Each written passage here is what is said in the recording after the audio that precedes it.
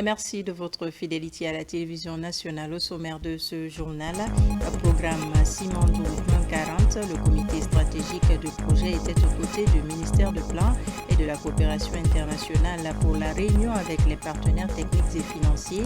Ils ont partagé la vision du chef de l'État conformément à ce programme. C'est officiel, la reprise effective des courses mercredi dans tout le pays.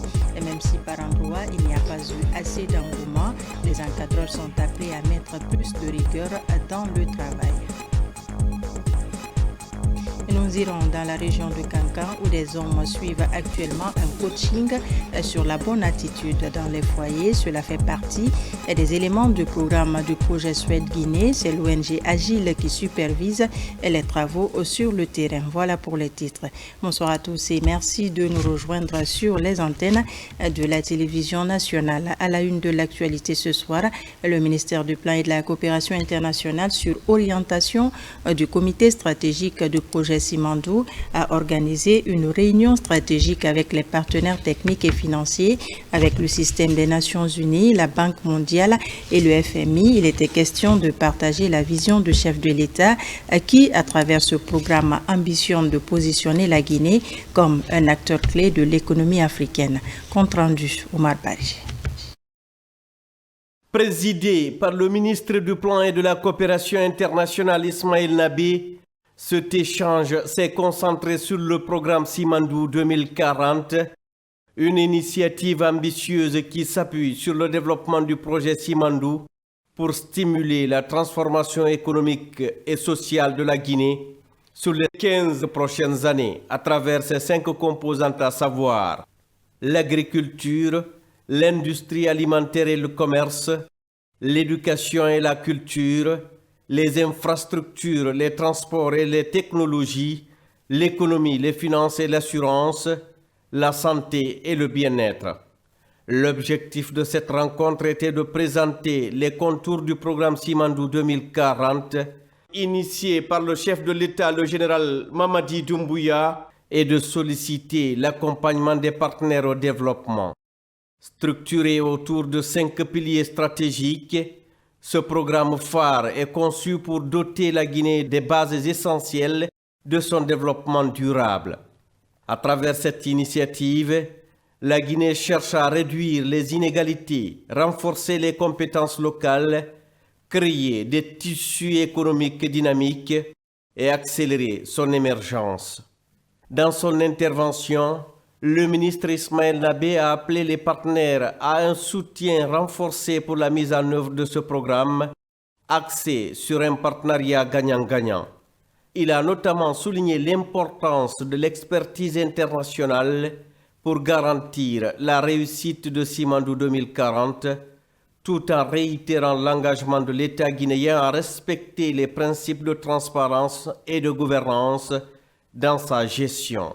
On a fait appel à nos partenaires du système des Nations Unies, mais aussi les partenaires au développement qui ont répondu massivement à l'appel du gouvernement de Guinée, mais à l'appel du comité stratégique Simandou. On a déjà fait l'esquisse des 5 piliers qui sont extrêmement importants.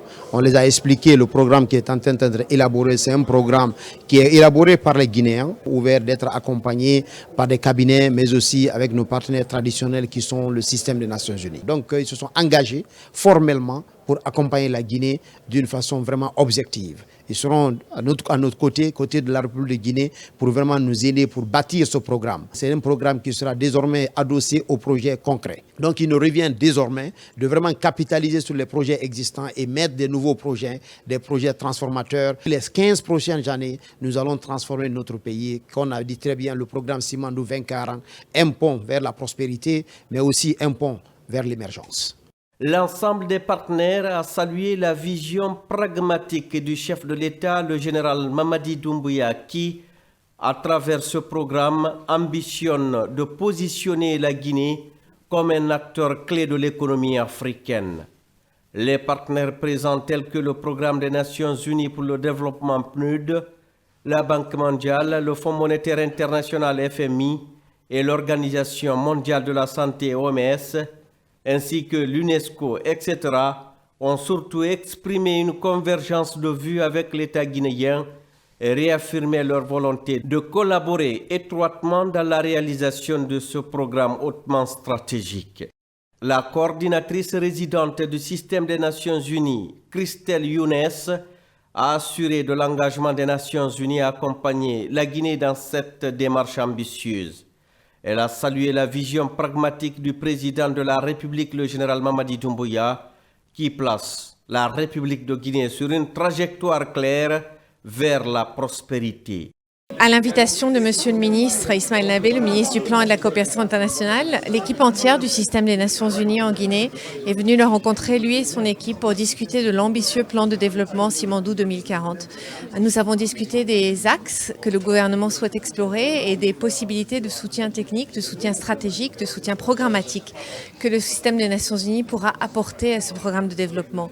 Nous avons des ambitions communes de nous assurer que chaque Guinéen, où qu'il soit dans le pays, ait accès à tous les services, à l'éducation, à la santé, à l'Internet, à la communication et surtout à un avenir prospère. Nous sommes là pour accompagner les Guinéens dans leur chemin vers le développement inclusif, vers la prospérité.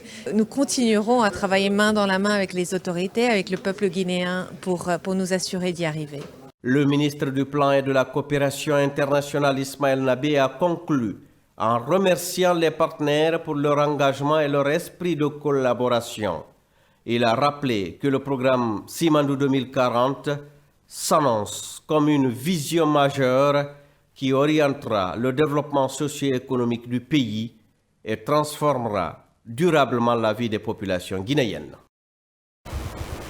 À marge des travaux de la 79e session ordinaire de l'Assemblée générale des Nations unies à New York, le Premier ministre a successivement rencontré le président de la Commission de l'Union africaine, le ministre des Affaires étrangères de Singapour et l'émir des Émirats arabes unis.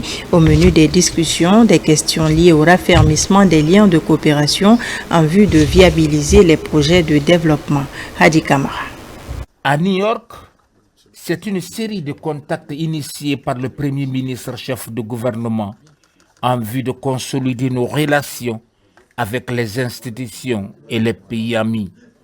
Ici, Amadou Ouriba rencontre le président de la Commission de l'Union africaine, Moussa Faki Mohamed. Ils ont discuté autour des valeurs qui fondent l'Union africaine.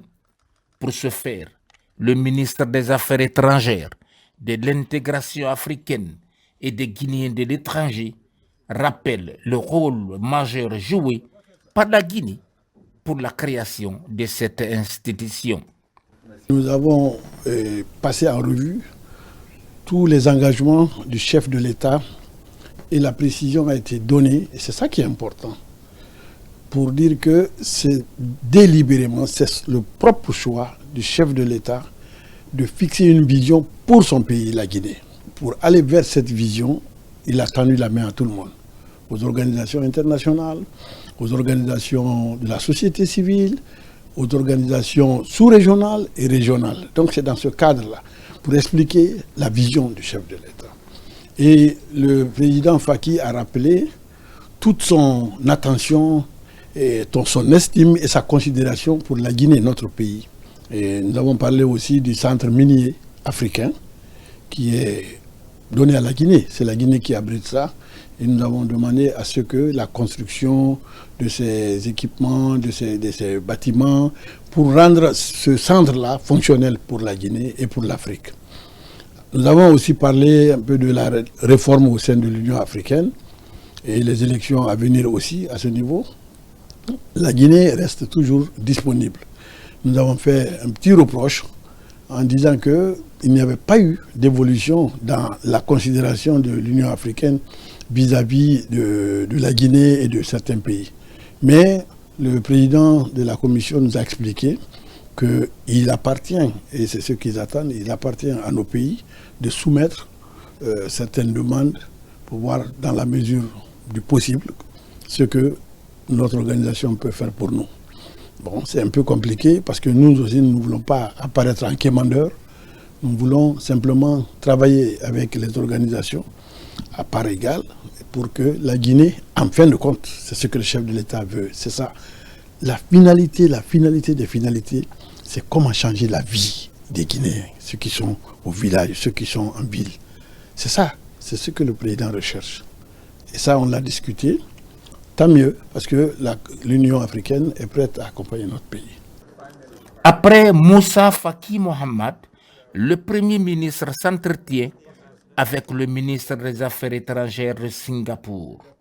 Ils évoquent des mécanismes mis en place pour développer des projets sociaux et économiques. Well, I was very privileged to meet the Prime Minister, Foreign Minister and his delegation. J'ai eu le privilège de rencontrer le Premier ministre et le ministre des Affaires étrangères de la Guinée.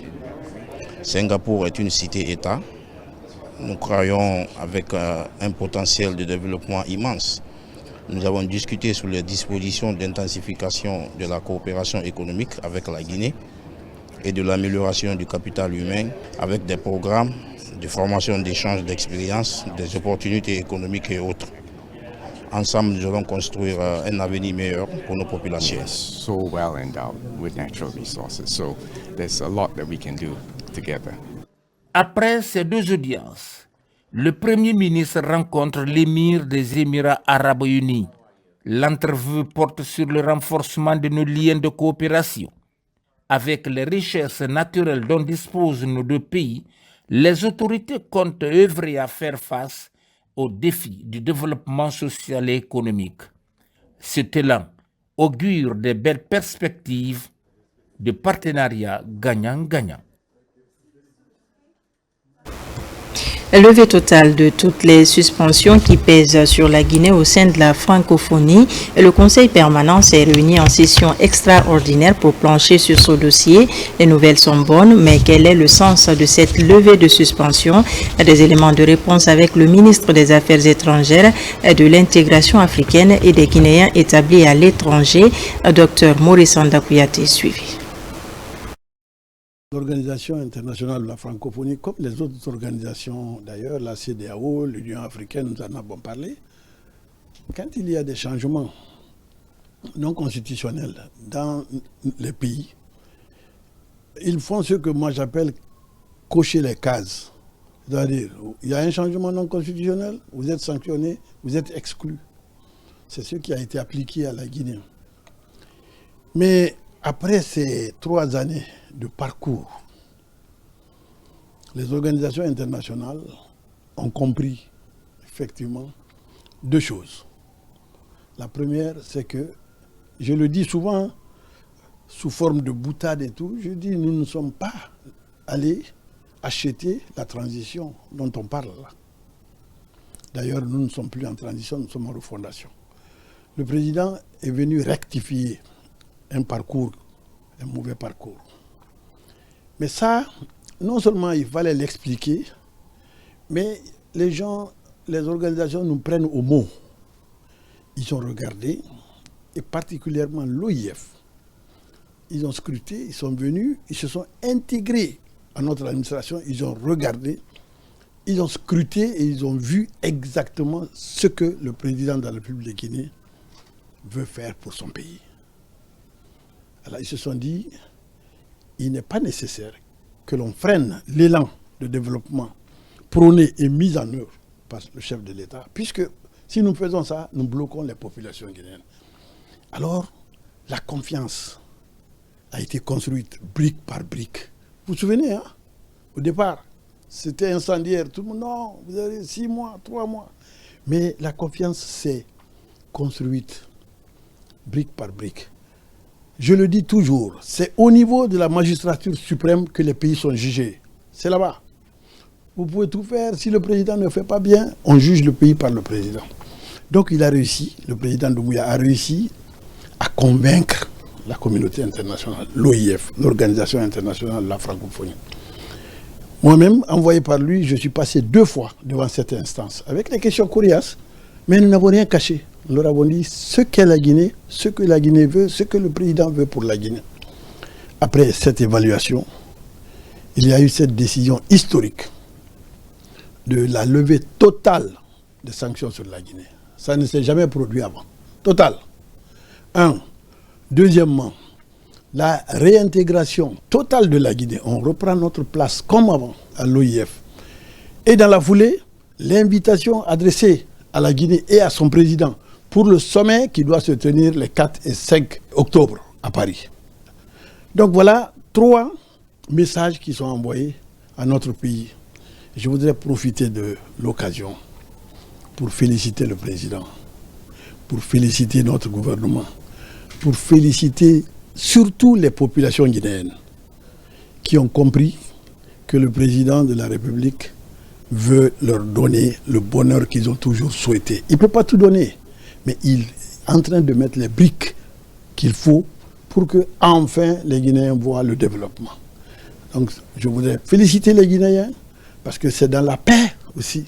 Même si le président a cette volonté de bien faire, si les populations ne comprennent pas, si les populations ne le soutiennent pas dans cet élan et qu'il y ait des clashs un peu partout, on ne serait pas arrivé à ça. Donc c'est vraiment une triptyque qui s'est engagée là. Le pouvoir tel qu'il est exercé par le président de la République. Deuxièmement, les populations guinéennes, quelles sont leurs réponses, et la communauté internationale. C'est cette triptyque-là qui a été alignée. Les planètes se sont alignées sur ces 3-là. Et bravo à la Guinée. Vraiment. Nous sommes fiers et je félicite encore le chef de l'État. Je félicite les Guinéens. Ce n'est pas fini. Ce n'est que le début. Nous devons aller pas à pas dans la paix, dans la concorde, dans l'unité nationale. On peut avoir des mésententes et tout. Mais la base, c'est le bonheur du peuple de Guinée. Le président veut cela. Aidons-le à faire ça. On ouvre à présent le dossier éducation. L'école guinéenne a repris ses droits ce mercredi sur toute l'étendue du territoire national. Ici à Conakry, malgré une forte pluviométrie ce matin, les cours ont démarré, même si par endroits on constate quelques absences. Le ministère de l'enseignement préuniversitaire invite les encadreurs à plus de rigueur dans le travail et encourage les élèves à multiplier les efforts pour réussir la nouvelle année scolaire. Abdoulaziz Baldé nous fait le constat de cette première journée. Malgré la pluie sur Conakry, les élèves ont repris le chemin de l'école ce mercredi 25 septembre 2024. Les cadres du MIPUA sillonnent quelques établissements scolaires dans les différentes communes de la capitale pour constater la reprise effective des cours. Depuis que le ministre a annoncé l'ouverture des classes pour le 25 septembre, eh bien nous, ici, on a pris toutes les dispositions pour pouvoir démarrer aujourd'hui et en vue de mettre nos documents pédagogiques à jour, parce que l'ouverture commence le 25 et je crois le bac, c'est le 25, ça commence. Donc ça se prépare dès le début. Et donc c'est pourquoi c'est ce qui nous a d'ailleurs motivé davantage de commencer maintenant. Déjà, au ministère de l'enseignement préuniversitaire, toutes les dispositions nécessaires étaient prises avec la fourniture des intrants et des matériels didactiques pour toutes les écoles publiques du pays. Je suis venu aujourd'hui à l'école parce que j'ai la détermination de réussir à décrocher mon baccalauréat 2025. Parce que si on reste à la maison, on rate beaucoup de choses. Et ce n'est pas le moment de perdre les choses. C'est maintenant on prépare les examens, c'est maintenant on prépare l'échec, c'est maintenant on prépare la réussite. Mais je sais aujourd'hui que la pluie a beaucoup joué en notre défaveur. Donc d'ici demain, vraiment les parents, les enfants vont répondre massivement et vous allez voir la différence. Une rentrée timide est constatée par endroits, mais la rigueur et le sérieux devront caractériser cette nouvelle année. Nous avons donné des instructions partout, même si c'est un seul élève, il faut démarrer les cours. C'est une instruction qui est donnée et chaque acteur doit jouer son rôle pour assurer une bonne rentrée scolaire 2024-2025. À Conakry, tout comme à l'intérieur du pays, les cours ont démarré sur l'ensemble du territoire selon les cadres du MIPUA. Les élèves et les encadreurs pédagogiques sont invités à plus de responsabilités pour réussir cette année scolaire 2024-2025. Pour donc assurer une bonne rentrée des classes, la présidente de la délégation spéciale de Sonfonia a rencontré tous les acteurs du système éducatif relevant de sa juridiction. Objectif, recenser les problèmes et trouver des solutions concrètes pour faciliter les conditions d'apprentissage aux élèves. Reportage de Moussa Bangoura. La délégation spéciale de Somphonia, une des 13 municipalités de la capitale Conakry, à l'écoute des acteurs du système éducatif de sa juridiction. À l'occasion de la rentrée des classes, l'autorité communale s'est entretenue avec les responsables d'établissement, enseignants, délégués scolaires et chefs de quartier. C'est pour recenser les différents problèmes rencontrés et proposer des pistes de solutions pour une rentrée scolaire réussie à Somphonia. L'éducation, elle est très importante, elle est primordiale, elle est transversale et elle est à la base de tout développement. Donc c'est une priorité pour la délégation spéciale de la commune de Somphonia de prendre contact déjà avec ses responsables des établissements, mais aussi de les écouter par rapport aux contraintes qu'ils rencontrent.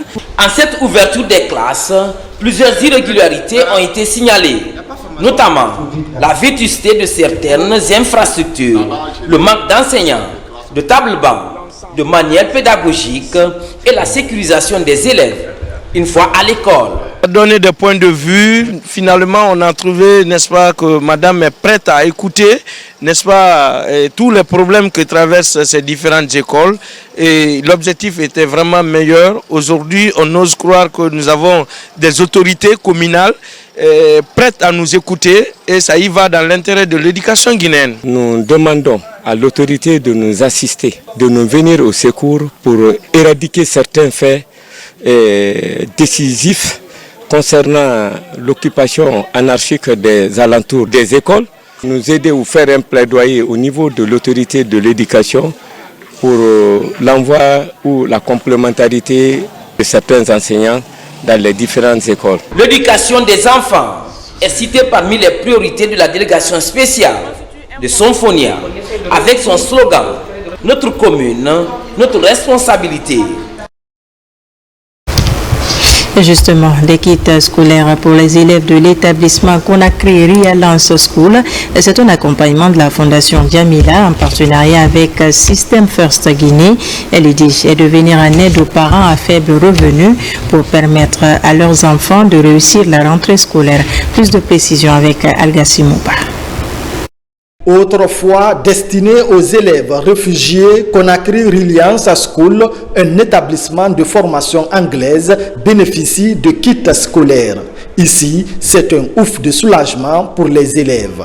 Les 10 premiers de chaque classe, du primaire au lycée, reçoivent ces fournitures pour l'année scolaire 2024-2025. Il y avait des enfants vraiment de réfugiés en provenance des pays voisins en guerre, mais aujourd'hui, à 90%, nous y retrouvons des enfants guinéens qui sont dans des situations de précarité extrême, qui jusqu'à aujourd'hui étaient accompagnés par une ONG britannique. Nous avons décidé de nous rejoindre à ces efforts de cette ONG britannique pour pouvoir apporter un appui financier et un appui aussi en termes de kits scolaires. Je remercie la Fondation Djamila de m'avoir donné ces cadeaux. J'étais contente et je vais l'utiliser durant la rentrée scolaire. Cet accompagnement de la Fondation Djamila en partenariat avec System First Guinée manifeste la volonté de soutenir, de célébrer l'excellence ou encore de donner du sourire à ces tout-petits tout en aidant les parents d'élèves en cette période de rentrée scolaire. Jusqu'à présent, j'ai en train de monter, descendre, mais on m'a appelé ce matin-là pour envoyer mon enfant. Il a gagné le cadeau là, je suis vraiment content. Ce n'est pas une première pour nous d'assister à un tel don. Donc ça ne sera pas la dernière aussi, donc nous allons toujours continuer à œuvrer dans ce sens, dans l'accompagnement des fondations ou quoi que ce soit, pour aider nos frères et nos sœurs. Outre cet accompagnement de plus de 100 enfants en kit scolaire, 50 autres bénéficient des bourses scolaires d'une valeur de plus de 80 millions de francs guinéens. En plus, la rénovation de l'établissement pour l'épanouissement des élèves et encadreurs. Du côté de l'enseignement technique, le concours d'accès aux écoles professionnelles débute ce jeudi 26 septembre. Cette année, près de 11 000 candidats sont inscrits pour les écoles techniques. 37 centres sont répartis à travers tout le pays pour ce concours qui sera entièrement numérisé avec l'usage des tablettes. En outre, la rentrée des classes à l'enseignement technique est prévue pour le 7 octobre. Une annonce faite par la ministre au cours d'une conférence de presse. Plus de détails avec Tierno Ousmane Diallo. Cette année, le concours d'entrée dans les écoles d'enseignement technique va se dérouler durant 3 jours à compter de ce jeudi 26 septembre et sera marqué par une innovation majeure dans l'organisation. Première information, cette année, le concours d'entrée sera complètement numérisé. Donc on va laisser les papiers. Donc ça c'est la première information. Nous allons passer le concours sur les tablettes. Nous avons eu l'appui de l'INS, qui est l'Institut national de statistique, qui a bien voulu mettre à notre disposition une application qui a été développée afin que le concours puisse se passer sous forme de QCM. L'avantage des QCM aujourd'hui, c'est qu'on n'est plus dans la récitation, dans le par cœur. L'importance aujourd'hui pour tout candidat, c'est vraiment de voir quel est son esprit de logique, quelle est l'analyse qu'il puisse faire d'une série de questions qui lui est posée. La digitalisation du concours d'entrée dans les écoles professionnelles s'inscrit dans une démarche globale de modernisation des pratiques au niveau de l'État.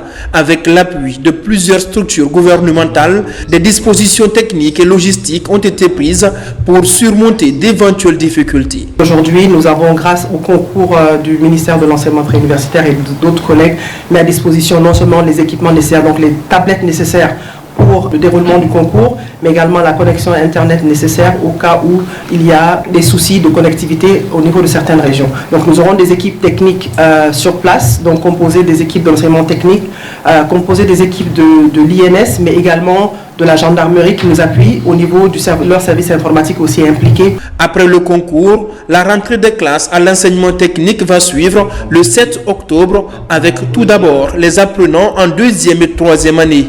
Ceux de la première année débuteront les cours le 14 octobre. On s'intéresse ce soir à l'art oratoire. Un jeune élève excelle dans la discipline.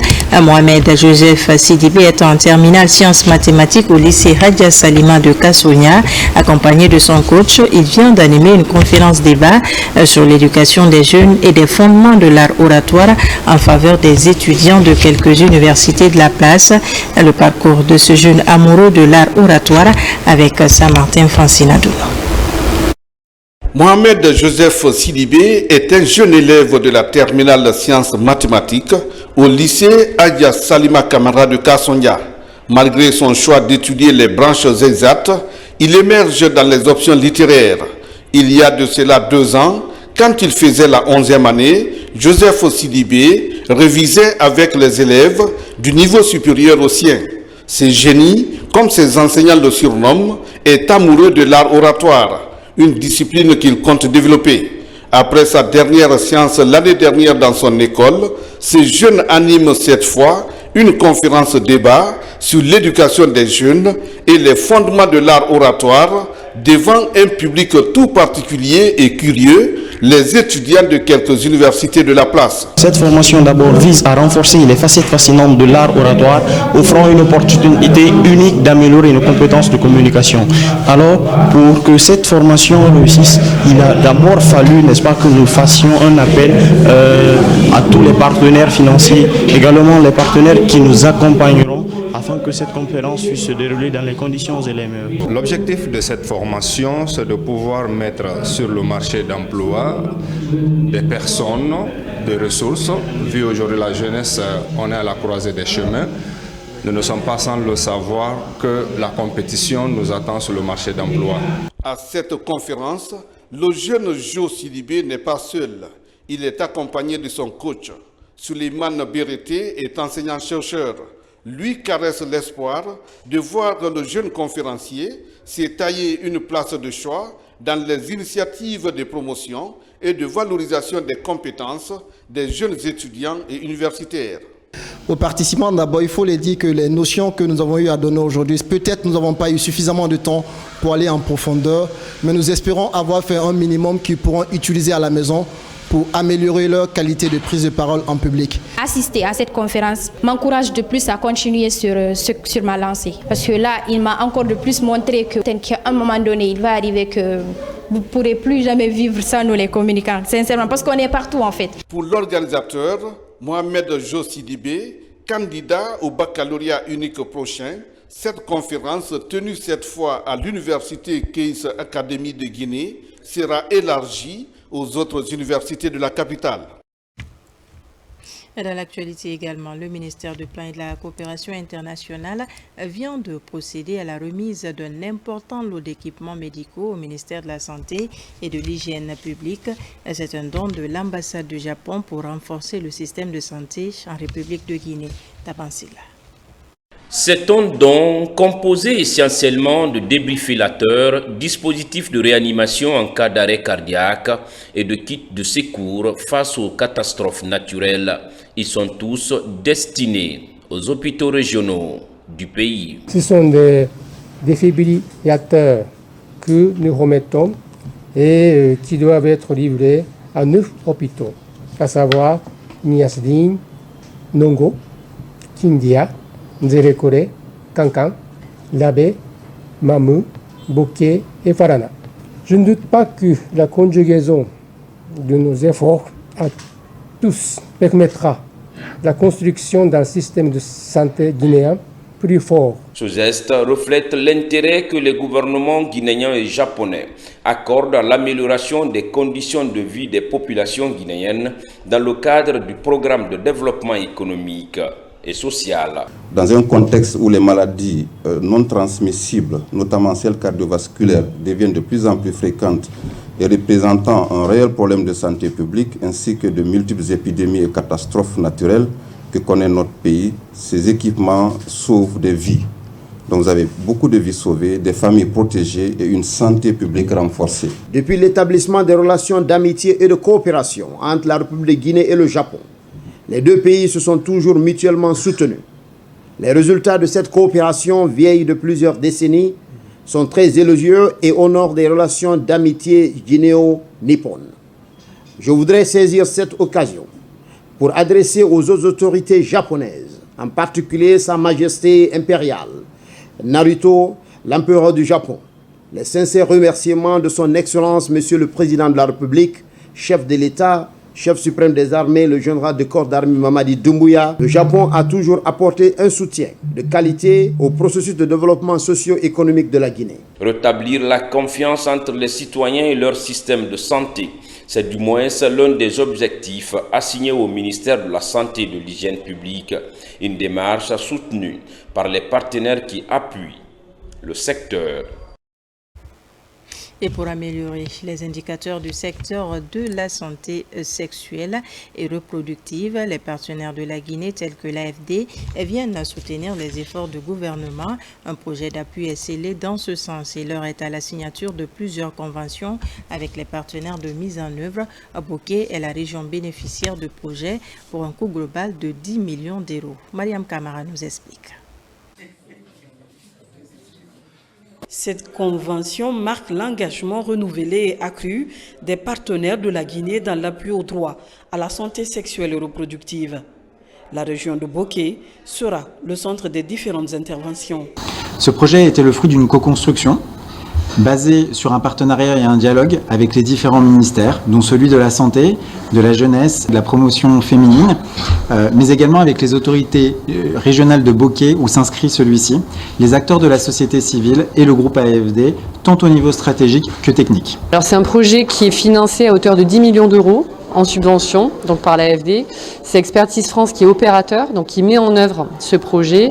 Et on a été ravis aujourd'hui de participer et d'assister à la signature d'une convention de partenariat avec le CERFIG et une convention de subvention avec un consortium dont le leader est porté par Plan International France. Le projet vise à contribuer à l'autonomisation des femmes et des filles et à la réduction des inégalités de genre. Il cible en particulier les jeunes et adolescents de 10 à 24 ans scolarisés ou non des 37 communes de la région de Kakandé. Si nous aboutissons à cette étape aujourd'hui, nous ne pouvons que nous en réjouir et je voudrais en profiter au nom de son Excellence Monsieur le Ministre de la Santé et de l'Hygiène publique pour remercier tous nos partenaires. Il est donc important que ces jeunes soient encadrés, qu'ils comprennent le risque lié à la vie sexuelle et qu'ils puissent se protéger contre tous les dangers pour avoir un développement harmonieux et pour devenir demain les personnes qui peuvent assurer la relève de la nation. Nous avons été sollicités par le ministère de la Santé et par Expertise France Pour apporter un regard scientifique, nous avons deux volets principaux, un volet santé publique, recherche en santé publique et un volet recherche en anthropologie pour accompagner le projet et permettre probablement parfois une réorientation ou un recadrage des ajustements à mi-parcours. La promotion de la demande, le renforcement de l'offre de services de soins et l'amélioration de la gouvernance et du cadre institutionnel en matière de droit à la santé sexuelle et reproductive sont entre autres composantes du projet. Le projet débuté en janvier 2024 va s'achever le 31 décembre 2026. À Conakry, l'ONG La Tabala vient d'organiser une journée de promotion et de mobilisation sociale pour le don de sang, appuyée par le Centre national de transfusion sanguine et le ministère de la Santé. Cette opération de collecte de sang consiste à sauver des vies. Nabila Moussa Kamara, Morlaï Souma. Cette journée de promotion et de mobilisation sociale pour le don de sang est une initiative de l'ONG Tabala et du Centre national de transfusion sanguine. À l'amphi-camestre de l'université Gamal Abdel Nasser de Conakry, personnel de santé, cadres civils et militaires, représentants des structures se pressent pour accompagner la démarche. On a un service de traumatologie, mais également on a un service d'hématologie. Donc c'est des services qui sont grands demandeurs de sang. Donc on est heureux que la population soit mobilisée, sensibilisée par rapport à ce don de sang. C'est un grand plaisir pour moi de voir aujourd'hui tous ces donneurs qui ne se lassent pas de sauver des vies, car, comme on aime le dire, donner du sang, c'est sauver des vies. Parmi les grands donneurs de sang, les étudiants et les élèves occupent le premier rang. Pour faciliter le prélèvement du sang dans les établissements d'enseignement et autres, les encadreurs s'engagent. Le don de sang n'a pas d'ethnie, n'a pas de copains, n'a pas de région, n'est-ce pas? Donc c'est pourquoi nous sommes venus assister à cette cérémonie de lancement et nous nous battrons au niveau de notre commune pour que, à tous les niveaux, au niveau des élèves, au niveau des enseignants, que la campagne de sensibilisation pour qu'il y ait des donneurs dans notre commune. C'est une reconnaissance que l'ONG La Tabala vient de faire à ma modeste personne pour avoir été parmi ceux-là qui donnent leur sang pour sauver des vies. Donc je voudrais aussi profiter de votre micro pour lancer un appel solennel à toute la population pour que les uns et les autres adhèrent à ce groupe de donneurs de sang. Cette journée de collecte de sang est une occasion pour les organisateurs d'échanger avec les responsables de plusieurs structures sanitaires du pays autour de la problématique liée à l'obtention du sang. La problématique liée au don de sang dans notre pays est devenue cruciale. Nous qui sommes les acteurs majeurs de la société civile, on se mobilise autour de la question du don de sang. C'est à l'honneur de la première dame de la République, Madame Lauriane Doumbouya, parce qu'on a senti dès les premières heures qu'elle est foncièrement engagée dans l'humanitaire et dans le social. Participer à cette collecte de sang pour sauver des vies est un acte citoyen. Dans la savane guinéenne, plusieurs préfectures ont reçu leur dotation pour intensifier la lutte contre la mortalité maternelle et infantile. Il s'agit des kits d'accouchement et césariennes distribués pour rendre effective la gratuité des actes liés à ce problème de santé publique. L'étape de Kankan, Kouroussa et Sigiri avec Diamokaba. L'opération de distribution des kits d'accouchement et de consultation prénatale est lancée dans la savane guinéenne. À la direction préfectorale de la santé de Nabaya, les chefs des centres de santé sont au rendez-vous pour récupérer leurs dotations, accompagner les femmes enceintes et les nouveau-nés. C'est l'enjeu de cette politique de santé publique pour réduire la mortalité maternelle et néonatale. Les activités d'accouchement, de césarienne et de CPN, ces activités ont besoin des équipements, des matériels et des médicaments. L'engagement que nous prenons au niveau de la communauté, vraiment, c'est de faire l'accouchement gratuitement et la césarienne, comme le gouvernement a demandé. À l'hôpital préfectoral de Kouroussa, le personnel est mobilisé pour accueillir ce projet social très attendu. Le partage vient matérialiser la décision des autorités compétentes à rendre effective la gratuité de l'accouchement et de la césarienne. Ces kits vont nous permettre de réduire la mortalité maternelle et infantile dans nos districts sanitaires. Ça va nous permettre aussi d'augmenter le nombre d'accouchements assistés dans nos formations sanitaires. Ça fait un bon moment, il y a eu rupture de ces kits. Au nom de toute la population de Kouroussa, nous souhaitons à remercier très infiniment le président de la République pour tout ce qu'il fait pour sa population en général, mais particulièrement celle de Kouroussa. À Sigiri, la mesure doit inciter les femmes à se faire consulter dans les formations sanitaires, en facilitant l'accès à des soins de qualité. Aujourd'hui, cette cérémonie avec les autorités, c'est organiser la remise de ces kits au niveau de l'hôpital préfectoral, mais aussi au niveau des centres de santé, les 24 centres de santé et les 212 postes de santé du district sanitaire de Sigiri. La démarche du ministère de la Santé contribue ainsi à une amélioration significative des indicateurs de santé sur l'ensemble de la région administrative. La célébration ce mercredi de la Journée nationale de la jeunesse sous le thème « Occupation saine de la jeunesse, facteur de paix et de développement », à l'occasion pour les jeunes d'exprimer leurs préoccupations et les autorités en charge de la jeunesse de présenter les grandes actions réalisées en faveur de la jeunesse. Moussa Komara. Célébration sobre de la 34e Journée nationale de la jeunesse. Le thème retenu cette année, l'occupation saine de la jeunesse, facteur de paix et de développement. L'occasion pour le Conseil national de la jeunesse mis en place il y a un an de saluer les efforts du gouvernement et ses partenaires dans la mise en place de cette fêtière et de plaider pour la prise en compte de ses préoccupations. Après une année d'existence du CNJ, le CNJ n'a pas encore bénéficié de décret de reconnaissance officielle et ne dispose toujours pas de siège national. Et depuis le mois de décembre 2023, nos équipements de bureau sont achetés avec l'accompagnement des partenaires techniques et financiers et stockés dans des magasins. Au département de la jeunesse, cette journée est mise à profit pour égrener des actions engagées pour la jeunesse. Entre autres, le recrutement de 350 jeunes volontaires et agents de santé, la validation de la stratégie nationale de l'emploi et de l'auto-emploi et l'accompagnement financier des lauréats du grand concours des jeunes entrepreneurs de vision large à travers cette enveloppe de 600 millions de francs guinéens. Cet ambitieux programme va propulser la Guinée vers la croissance plus durable et inclusive d'ici 2040. Et ce programme permettra à chaque Guinéen de trouver du travail. Il permettra aux entreprises locales de grandir. Il permettra à l'État d'avoir des revenus nécessaires pour faire face à vos réclamations. Et ces réclamations sont d'ordre économique, infrastructurel, mais éducationnel aussi, parce qu'un État qui n'a pas de revenus ne peut pas satisfaire la demande de 80% de sa population qui est jeune et qui est au chômage. Ce programme permettra aussi de contribuer à l'occupation saine de la jeunesse à travers une allocation budgétaire conséquente au secteur de la jeunesse. La jeunesse de mon pays doit accepter la formation avec tout ce qui va avec. C'est quand on est bien formé que l'on devient un bon produit au service de son pays. À cette cérémonie, un chèque de 3000 ballons offert par la FIFA à travers la Fédération guinéenne de football est remis aux autorités de l'éducation pour le développement du football scolaire. Sur un tout autre plan, à Kankan, imprégner toute la société de la masculinité positive dans un couple est l'une des démarches du projet Suède Guinée dans l'autonomisation des femmes et filles.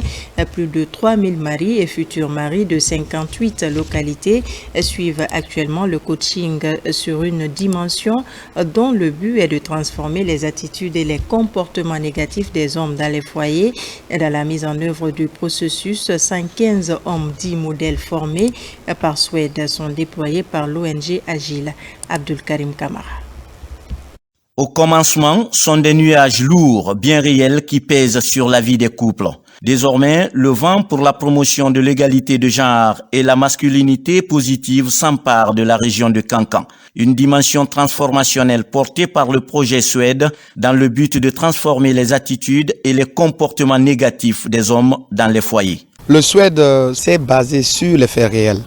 Il y a eu des techniciens qui ont mené des enquêtes pour faire ici les modules qui ont été ici présentés au niveau national pour pouvoir adapter ici le contenu de ces modules ici à la cible ici qui est ici guinéen. Le constat révèle que dans les foyers, les femmes et les filles souffrent de manière disproportionnée. Pour pallier cette insuffisance, l'engagement des hommes et des garçons est plus que jamais nécessaire. Objectif recherché, autonomiser les femmes et les filles sur les plans social, politique, économique et éducatif. Même avec son propre enfant, il faut privilégier le dialogue inclusif. Notre village est très séduit par l'initiative car elle trace les sillons de tous les éléments d'un développement harmonieux et on ne peut que remercier la Banque mondiale.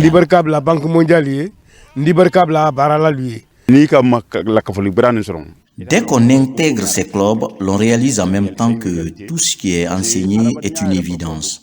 Cela va sans dire que l'homme et la femme doivent se compléter. Pour mener à bien ce processus, des clubs de mari et de futurs maris sont mis en place par l'ONG Agile. Des clubs animés 2 fois par semaine à travers le coaching de 115 hommes modèles formés par le projet Suède sur financement de la Banque mondiale. Quand j'ai commencé l'activité dans la communauté, beaucoup de personnes sont enthousiastes. Selon le guide, quand je change, le monde change. Je sens en eux un engouement, même en venant lors de la réunion. Quand l'initiative est de taille comme ça, vraiment, nous ne pouvons que nous engager. Et cet engagement est déjà pris. Inch'Allah, nous ne manquerons pas d'accompagner les enfants jusqu'au bout. Au total, 115 clubs dans 58 localités de la région de Kankan regroupent près de 3500 maris et futurs maris. Ces hommes et garçons doivent non seulement se considérer à l'avenir comme alliés dans le processus, mais aussi ils ont beaucoup à gagner lorsque des normes de genre nuisibles sont remises en question. Par ailleurs, les secrétaires généraux et receveurs communaux des 10 communes de la préfecture de Boké bénéficient d'une formation en outils informatiques. Il s'agit de la notion liée à la maîtrise de la plateforme digitale du gouvernement. C'est pour leur permettre de faciliter la collecte des données en vue de bien sécuriser les documents administratifs. RTG Boké, Younoussatawel Kamara, Mohamed Mara, Bintou Touré. Après les chefs de cabinet et responsables des ressources humaines des différents départements ministériels, c'est au tour des secrétaires généraux des collectivités locales et receveurs communaux de renforcer leurs capacités sur l'utilisation de la plateforme digitale du gouvernement. À Boké, les experts de l'Agence nationale de la digitalisation des services de l'État donnent aux receveurs communaux et secrétaires généraux des 10 communes les notions liées aux outils informatiques, notamment l'utilisation du tableur Excel de MS Office. L'idéal pour le ministère, c'est que tous les receveurs et tous les secrétaires généraux puissent mettre les informations financières et comptable dans un outil informatique comme Excel, comme Word, pour garantir la pérennisation des informations et surtout leur sécurisation. C'est une très bonne formation parce que c'est l'initiation aux outils informatiques qui est de nos jours indispensable au bon fonctionnement de l'administration.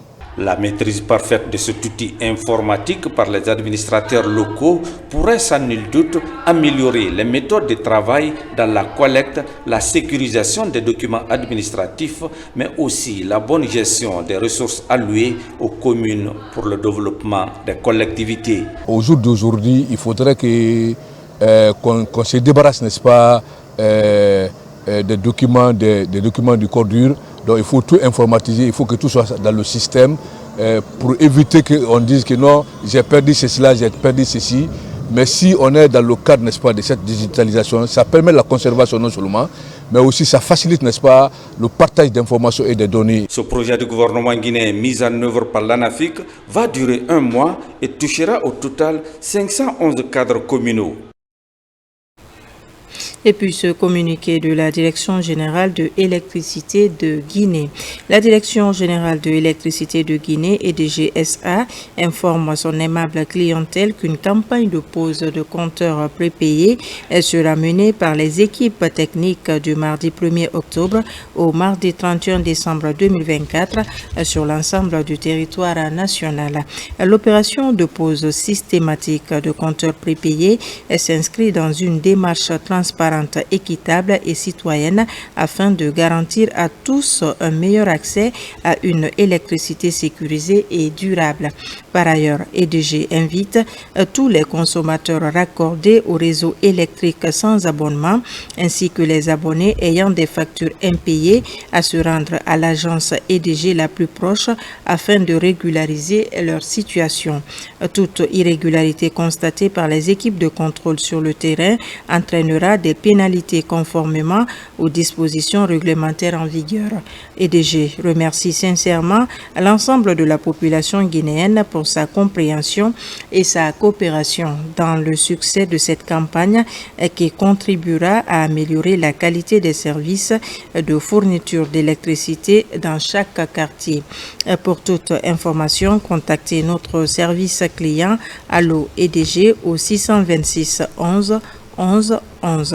Électricité de Guinée, une entreprise au service des Guinéens. Conakry le 25 septembre 2024, la direction générale EDG SA. La lutte contre la pauvreté et la mauvaise alimentation en milieu rural, une deuxième unité de transformation vient d'être financée par le PDG du groupe Topaz à Moribaya. C'est dans la préfecture de Forêt-Caria. Cette unité produit plus d'une tonne et demie de manioc en plein régime. C'est un ancien fonctionnaire, Madi Kaba Kamara, qui a bénéficié de cette générosité du PDG du groupe Topaz. Le point avec Yaya Sila. Dans le district de Morbaya, à quelques encablures de la sous-préfecture de Maferenya, préfecture de Forêt-Caria, des champs de manioc. Une trentaine d'hectares de manioc sur pied est entretenu par cet ancien haut fonctionnaire à la retraite. Madi Kaba Kamara, ancien ministre de l'Industrie, est parmi les 3 particuliers qui bénéficient de l'apport financier et technique du PDG du groupe Topaz. C'est dans le cadre de son appui à la diversification alimentaire en Guinée. C'était une opportunité pour nous qu'un ami de la Guinée, un ami du président, un ami des Guinéens ait pensé à financer ces 3 unités de transformation. En moyenne, on emploie 20 à 30 personnes quand l'unité marche. La variété que nous avons, tous les maniocs qu'on produit en Guinée sont prêts à être à Kéké ou Farigna ou tout. La transformation du manioc en plusieurs produits dérivés comme Atchéké n'est plus un défi ici à Morbaya. C'est plutôt l'adhésion de la population à varier son alimentation quotidienne qui constitue un problème à résoudre. L'unité de transformation de taille moyenne est installée avec une main-d'œuvre locale en grande partie féminine. Vraiment, c'est un projet salutaire. Une véritable satisfaction. Avec telle initiative, nous allons lutter contre le chômage, mais aussi contre la famine. La lutte contre la précarité et la pauvreté est une priorité nationale. Ce combat est appuyé par l'opérateur économique Assok Ouadouadni qui promet d'accompagner le gouvernement à travers les initiatives privées dans toutes les 4 régions naturelles de la Guinée.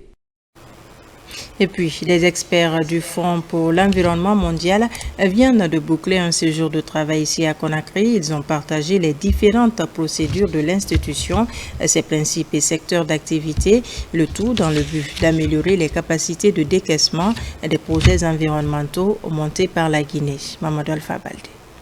Comment mieux cerner les procédures et les opportunités de financement du Fonds pour l'environnement mondial?